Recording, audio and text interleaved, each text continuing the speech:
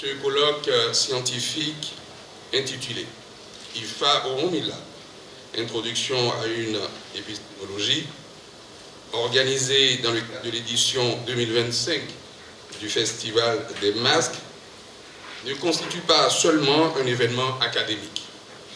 Il est un acte de reconnaissance, un geste politique fort qui affirme avec clarté que nos savoirs traditionnels ne sont pas que des vestiges du passé, mais des sources vivantes de pensée, de régulation sociale et de créativité contemporaine. C'est pourquoi je suis convaincu que vous comprendrez l'émotion et les sentiments d'humilité qui m'animent en ce moment où je procède, au nom du gouvernement de la République du Bénin, à l'ouverture de ces travaux.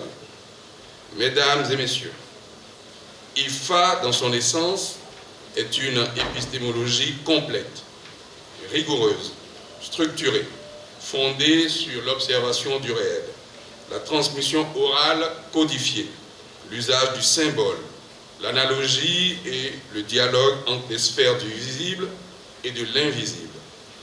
IFA articule le savoir au sens du monde, la connaissance à la responsabilité, l'individu à la communauté. À ce titre, il mérite d'être exploré, non comme une croyance figée, mais comme un système de pensée capable d'interroger, d'analyser et de répondre aux problématiques contemporaines. Mémoire historique, conflits sociaux, écologie, éthique, gouvernance, et j'en passe. En accueillant ce colloque, nous engageons une réflexion de fond sur la place des savoirs endogènes dans les politiques publiques, en particulier dans le domaine de l'éducation, de la recherche et de la culture. Il s'agit de dépasser des clivages stériles entre tradition et modernité, entre science occidentale et pensée africaine, entre oralité et rationalité.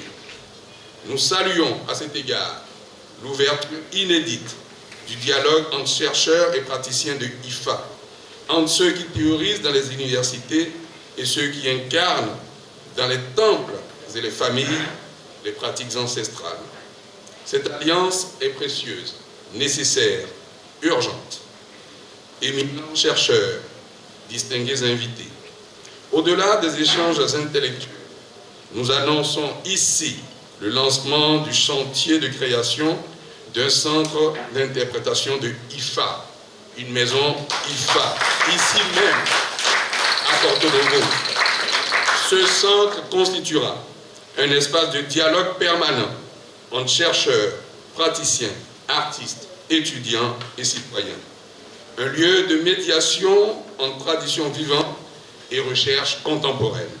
Un cadre pour l'organisation d'ateliers, d'expositions de formation, de consultations et de productions scientifiques dans le respect des protocoles rituels et des fondements spirituels du savoir IFA.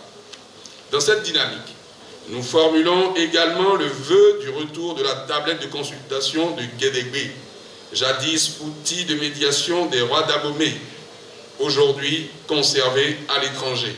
Sa réintégration dans notre patrimoine matériel et symbolique renforcerait le lien entre mémoire royale, sagesse divinatoire et récit national, car notre souveraineté culturelle se construit aussi par la réappropriation de ces objets, témoins de notre génie civilisationnel.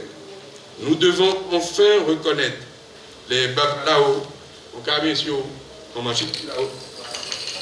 les Bokono et les autres praticiens de IFA comme des acteurs essentiels de la médiation symbolique, du conseil communautaire et de la gouvernance locale.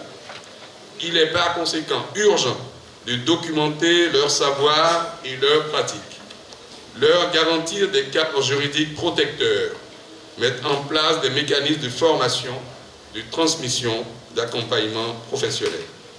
Mesdames et messieurs, les chercheurs, ce colloque constitue un acte fondateur. Il inaugure un mouvement collectif pour réconcilier l'Afrique avec la profondeur de ses propres savoirs. Il interpelle Les chercheurs pour en poser les cadres critiques et méthodologiques. Les praticiens pour transmettre les subtilités et les codes. Les artistes pour en traduire la richesse en forme et en récit.